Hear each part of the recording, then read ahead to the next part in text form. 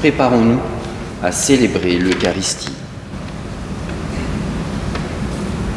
Seigneur Jésus, par ton mystère de Pâques, tu nous as acquis le salut. Prends pitié de nous.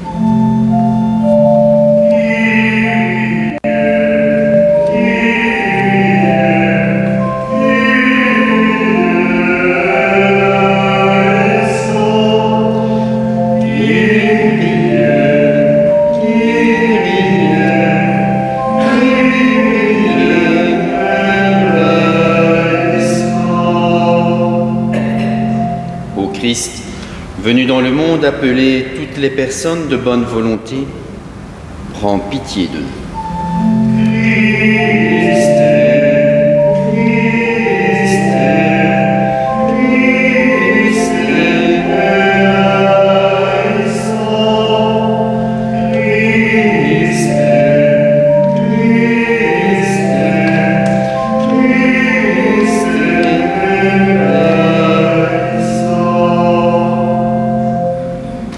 Seigneur Jésus, par la communion à ton corps, tu nous fais participer au sacrifice de Pâques. Prends pitié de nous.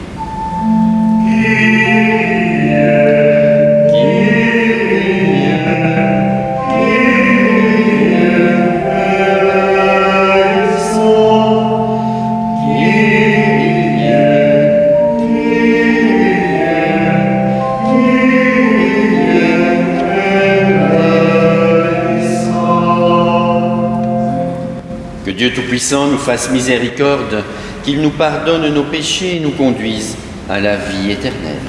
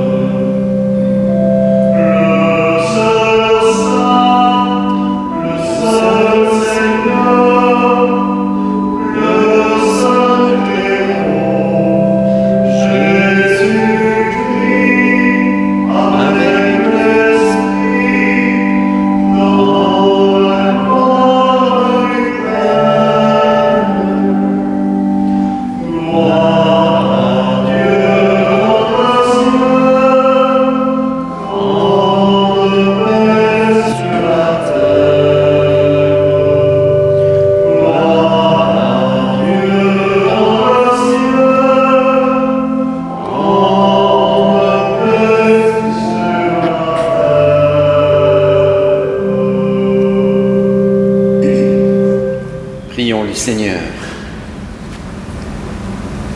Dieu Tout-Puissant, accorde-nous en ces jours de fête de célébrer avec ferveur le Christ ressuscité.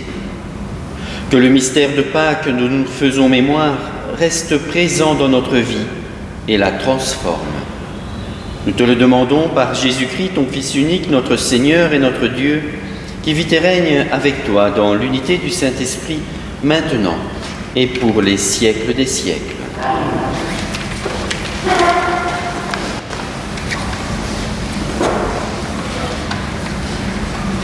Lecture du livre des Actes des Apôtres. Comme Pierre arrivait à Césarée chez Corneille, centurion de l'armée romaine, celui-ci vint à sa rencontre et, tombant à ses pieds, il se prosterna.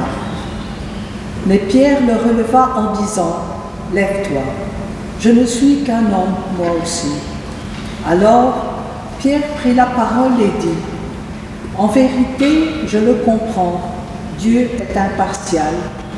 Il accueille, quelle que soit la nation, celui qui le craint et dont les œuvres sont justes. » Pierre parlait encore quand l'Esprit Saint descendit sur tous ceux qui écoutaient la parole. Les croyants qui accompagnaient Pierre et qui étaient juifs d'origine furent stupéfaits de voir que même sur les nations, le don de l'Esprit Saint avait été répandu. En effet, on les entendait parler en langue et chanter la grandeur de Dieu.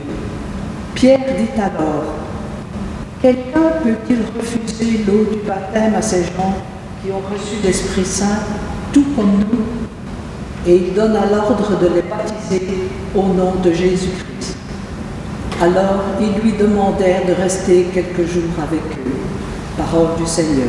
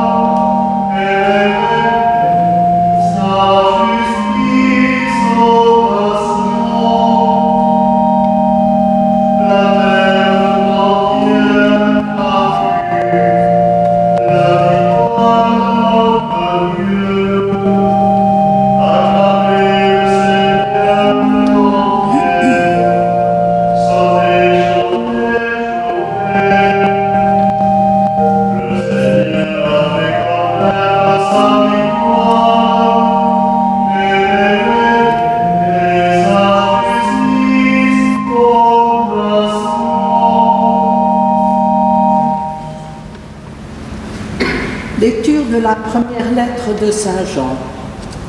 Bien-aimés, aimons-nous les uns les autres, puisque l'amour vient de Dieu. Celui qui aime est né de Dieu et connaît Dieu. Celui qui n'aime pas n'a pas connu Dieu, car Dieu est amour.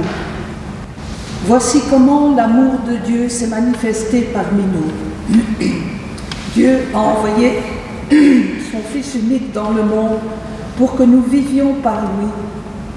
Voici en quoi consiste l'amour. Ce n'est pas nous qui avons aimé Dieu, c'est lui qui nous a aimés et il a envoyé son Fils en sacrifice de pardon pour nos péchés. Parole du Seigneur.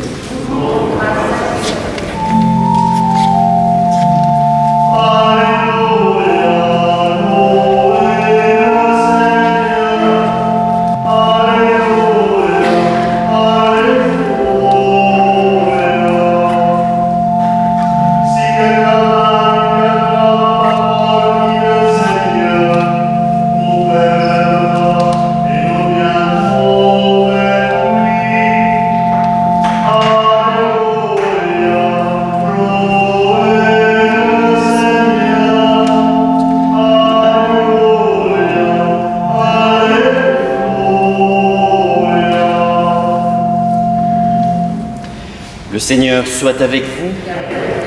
Évangile de Jésus-Christ selon Saint Jean. En ce temps-là, Jésus disait à ses disciples : « Comme le Père m'a aimé, moi aussi je vous ai aimé. Demeurez dans mon amour. Si vous gardez mes commandements, vous demeurerez dans mon amour. Comme moi, j'ai gardé les commandements de mon Père et je demeure dans son amour.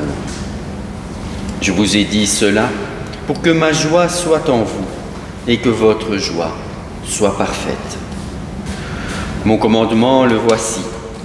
Aimez-vous les uns les autres comme je vous ai aimé. Il n'y a pas de plus grand amour que de donner sa vie pour ceux qu'on aime. Vous êtes mes amis si vous faites ce que je vous commande. Je ne vous appelle plus serviteur, car le serviteur ne sait pas ce que fait son maître. Je vous appelle mes amis, car tout ce que j'ai entendu de mon Père, je vous l'ai fait connaître. Ce n'est pas vous qui m'avez choisi, c'est moi qui vous ai choisi et établi pour que vous alliez, que vous portiez du fruit et que votre fruit demeure. Alors, tout ce que vous demanderez au Père en mon nom, il vous le donnera. Voici ce que je vous commande, c'est de vous aimer les uns les autres. Acclamons la parole de Dieu.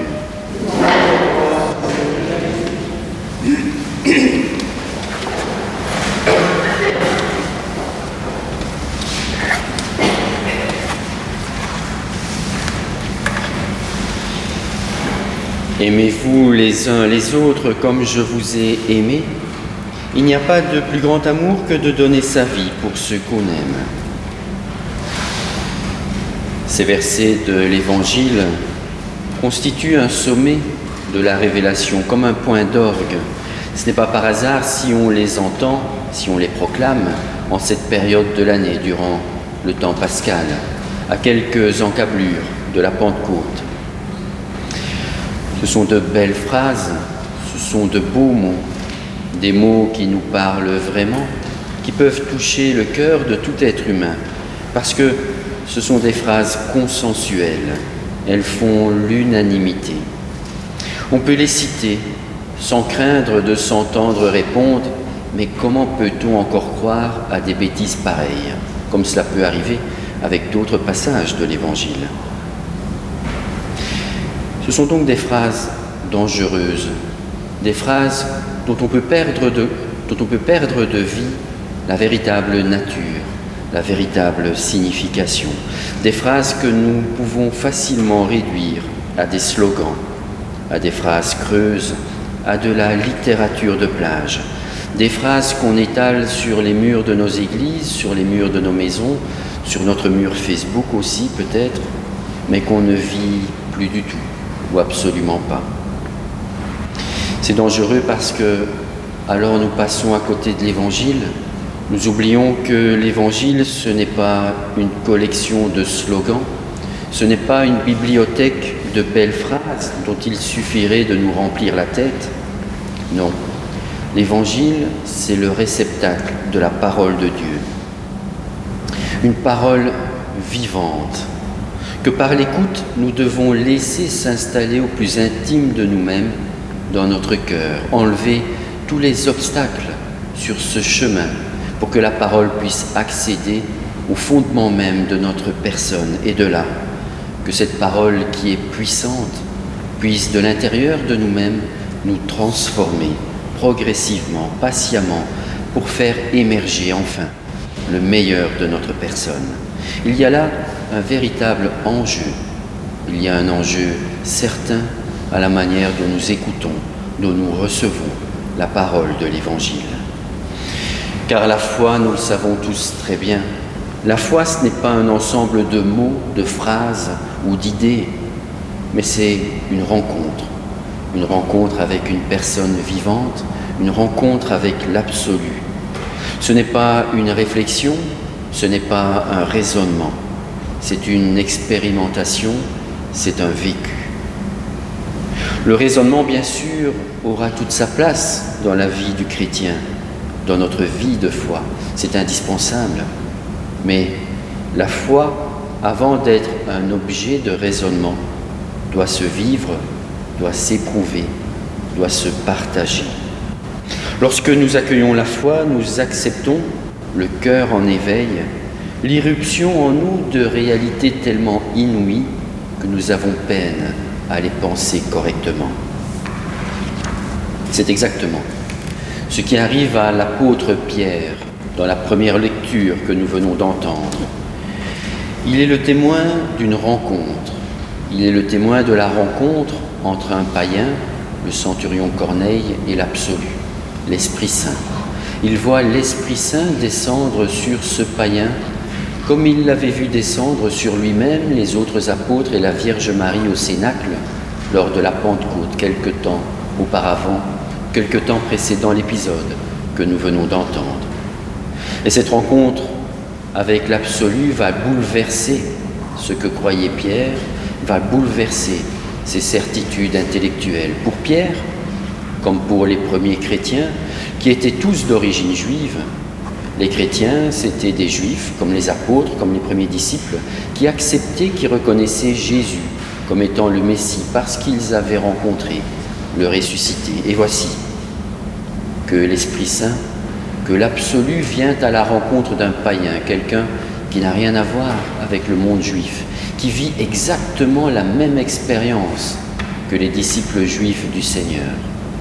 Voilà qui va tout changer, voilà qui va permettre aux différents peuples de la terre, par le baptême, de devenir membres d'un seul et même corps. Et Pierre ne va pas s'y tromper face à cet événement qu'il vit, face à cette rencontre qu'il contemple.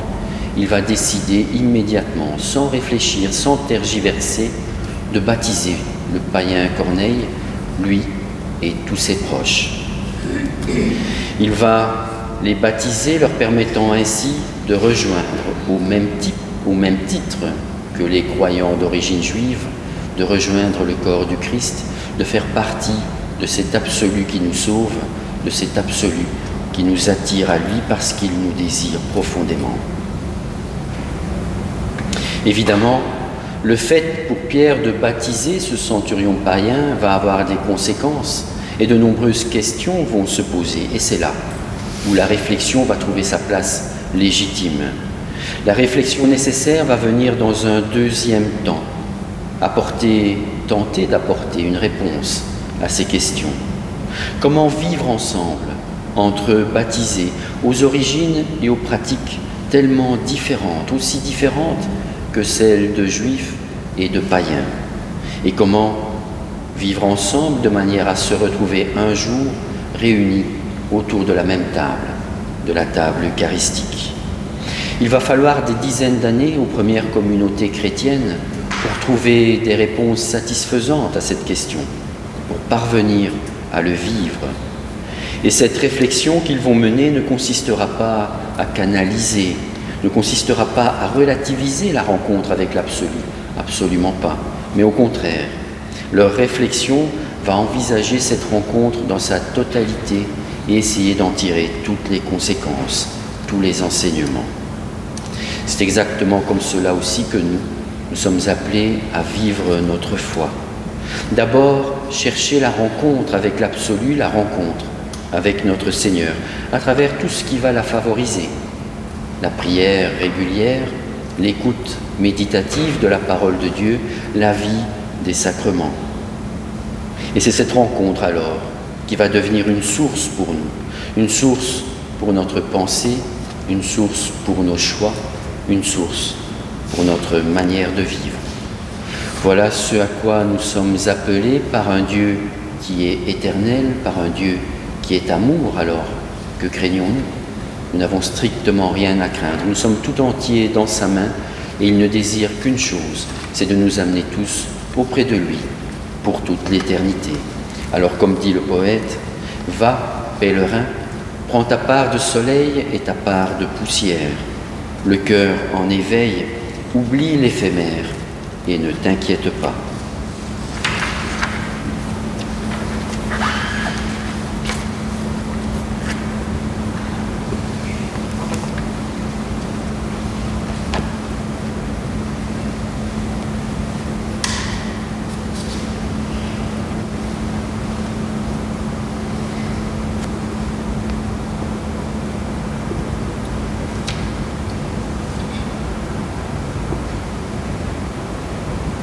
En ce temps de Pâques, je vous invite à professer tous ensemble notre foi à la manière de Pierre, à la manière des apôtres.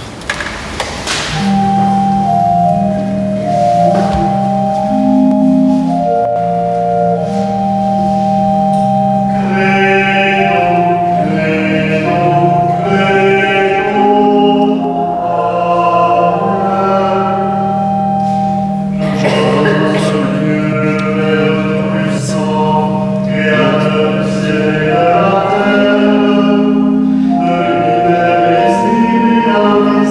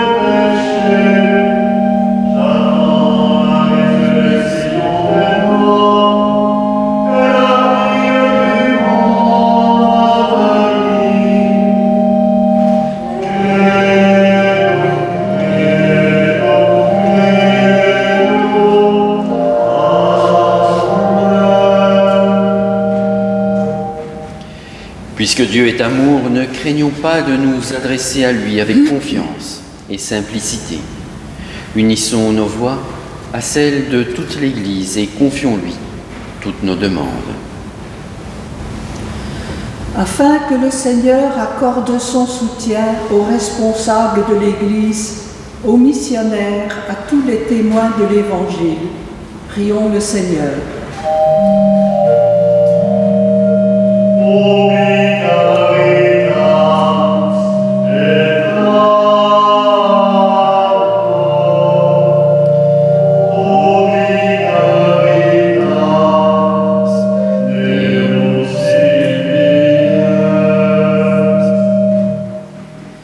Afin que la lumière de la foi parvienne aux hommes et aux femmes qui souffrent et désespèrent, prions le Seigneur.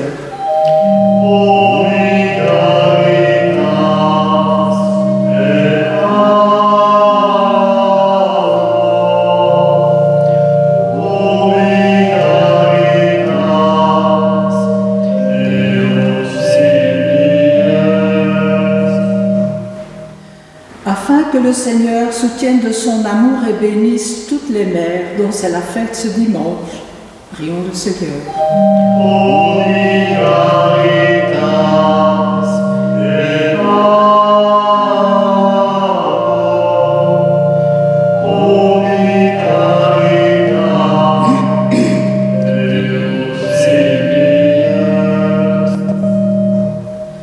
Afin que le Seigneur accorde courage et persévérance à chacun face à la pandémie qui nous frappe et aux restrictions qui en découlent, alors que tout cela pèse de plus en plus sur nos vies, prions le Seigneur.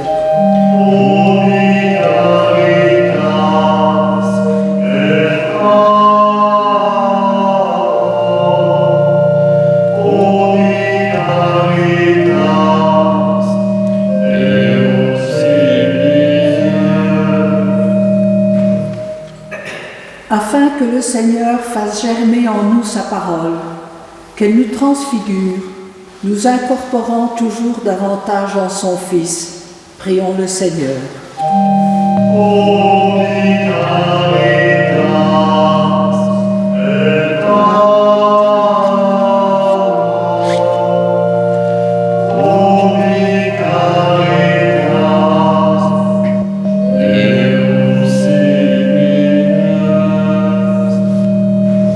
Dieu notre Père, source de tout bien, que notre prière trouve grâce à tes yeux et que chaque jour qui passe nous rapproche davantage de toi. Nous te le demandons par Jésus, le Christ, notre Seigneur.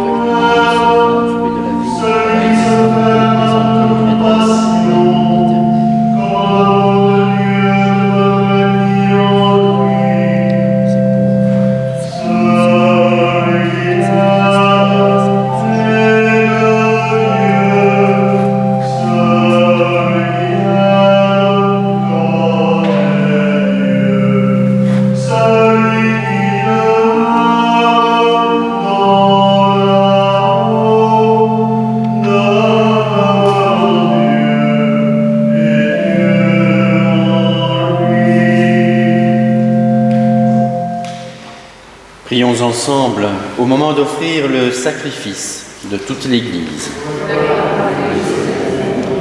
Que nos prières montent vers toi, Seigneur, avec ces offrandes pour le sacrifice. Dans ta bonté, purifie-nous et nous correspondrons davantage au sacrement de ton amour. Nous te le demandons par Jésus, le Christ, notre Seigneur. Amen.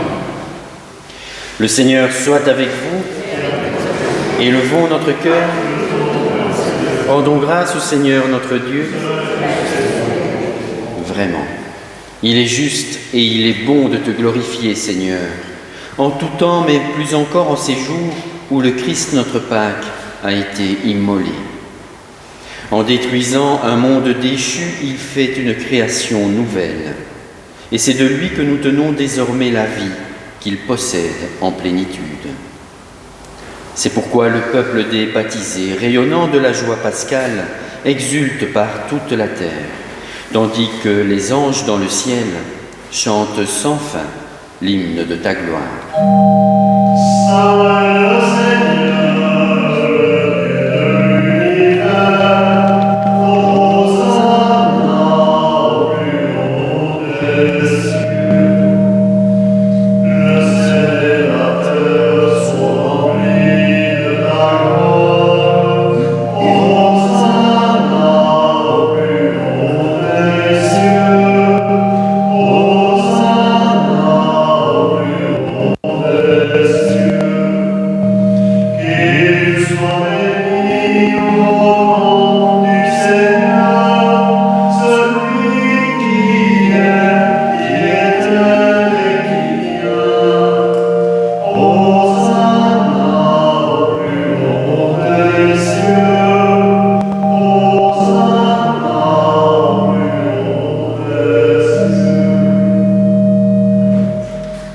Tu es vraiment saint, Dieu de l'univers, et toute la création proclame ta louange, car c'est toi qui donnes la vie.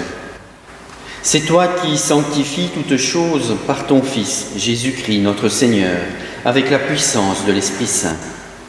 Et tu ne cesses de rassembler ton peuple afin qu'il te présente partout dans le monde une offrande pure. C'est pourquoi nous voici rassemblés devant toi. Et dans la communion de toute l'Église, en ce premier jour de la semaine, nous célébrons le jour où le Christ est ressuscité d'entre les morts.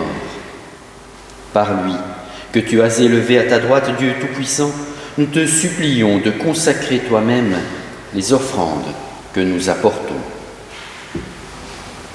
Sanctifie-les par ton esprit pour qu'elles deviennent le corps et le sang de ton Fils Jésus-Christ, notre Seigneur, qui nous a dit de célébrer ce mystère. La nuit même, où il fut livré, il prit le pain. En te rendant grâce, il le bénit, il le rompit et le donna à ses disciples en disant : « Prenez et mangez-en tous, ceci est mon corps livré pour vous. »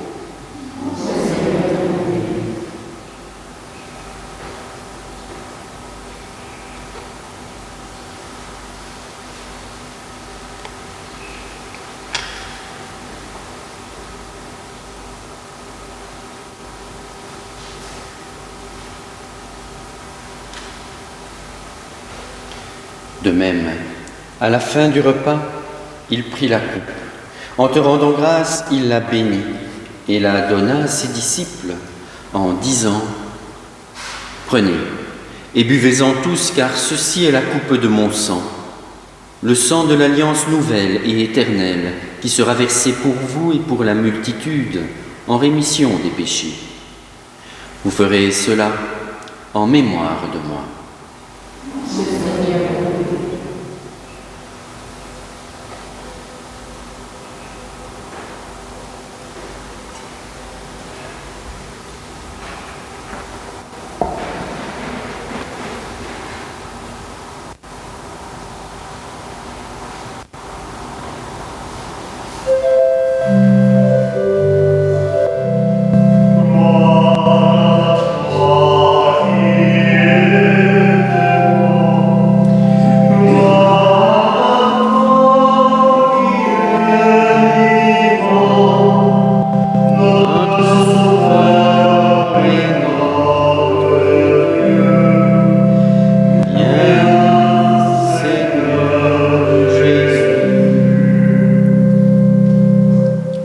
faisant mémoire de ton Fils, de sa passion qui nous sauve, de sa glorieuse résurrection et de son ascension dans le ciel, alors que nous attendons son dernier avènement, nous présentons cette offrande vivante et sainte pour te rendre grâce.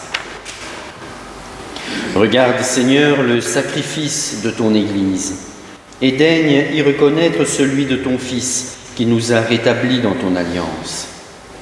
Quand nous serons nourris de son corps et de son sang et remplis de l'Esprit Saint, accorde-nous d'être un seul corps et un seul esprit dans le Christ. Que l'Esprit Saint fasse de nous une éternelle offrande à ta gloire, pour que nous obtenions un jour les biens du monde à venir auprès de la Vierge Marie, la bienheureuse Mère de Dieu, avec Saint Joseph son époux, les apôtres, les martyrs, Saint Martin et tous les saints qui ne cessent d'intercéder pour nous. Et maintenant, nous te supplions, Seigneur, par le sacrifice qui nous réconcilie avec toi, étends au monde entier le salut et la paix. Affermis la foi et la charité de ton Église au long de son chemin sur la terre. Veille sur ton serviteur, le pape François, et notre évêque Guy, l'ensemble des évêques, les prêtres, les diacres et tout le peuple des rachetés. Écoute les prières de ta famille assemblée devant toi et ramène à toi, Père très aimant, tous tes enfants dispersés. Pour nos frères et sœurs défunts, pour les personnes qui ont quitté ce monde et dont tu connais la droiture, nous te prions.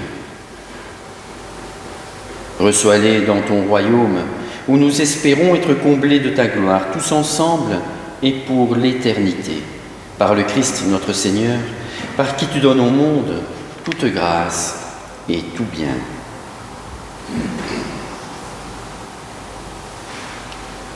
Par lui, avec lui et en lui, à toi Dieu le Père Tout-Puissant, dans l'unité du Saint-Esprit, tout honneur et toute gloire pour les siècles des siècles. Amen. Unis dans le même esprit, nous pouvons dire avec confiance la prière que nous avons reçue du Sauveur.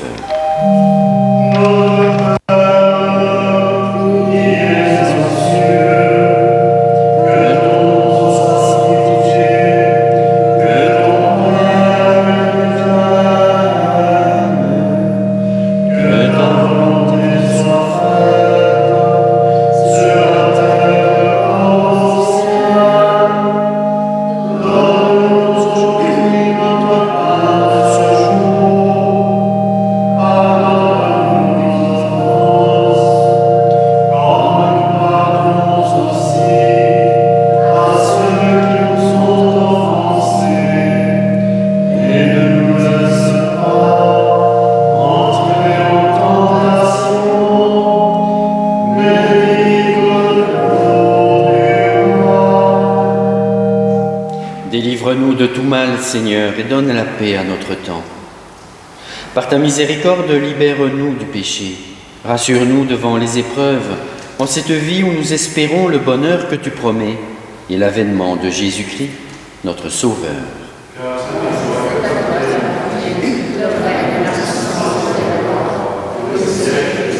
Seigneur Jésus-Christ, tu as dit à tes apôtres, « Je vous laisse la paix, je vous donne ma paix. » Ne regarde pas nos péchés, mais la foi de ton Église. Pour que ta volonté s'accomplisse, donne-lui toujours cette paix et conduis-la vers l'unité parfaite, toi qui règnes, pour les siècles des siècles. Amen. Que la paix du Seigneur soit toujours avec vous. Et avec votre esprit. Amen.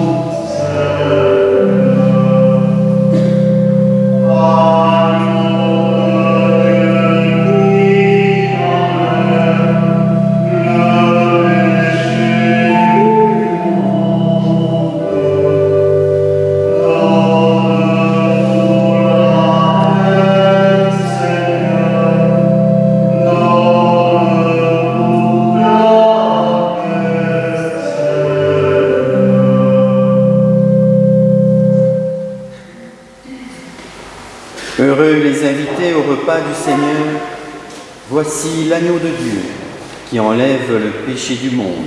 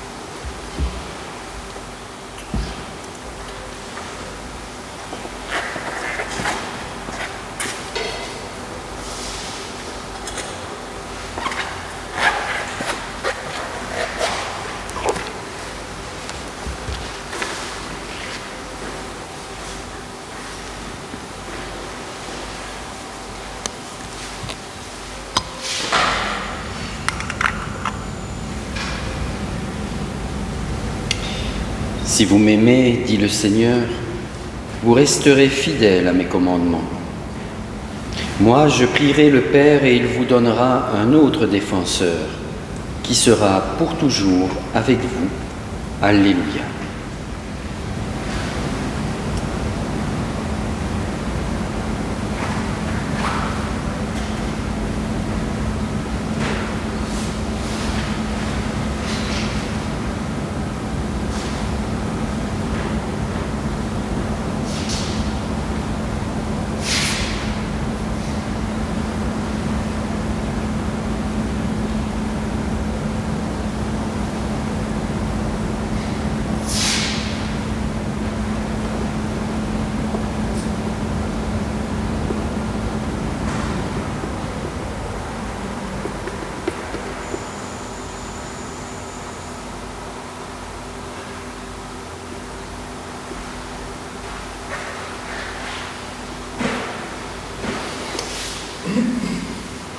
Prions le Seigneur.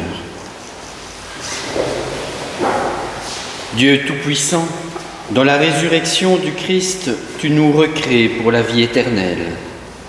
Multiplie en nous les fruits du sacrement de Pâques.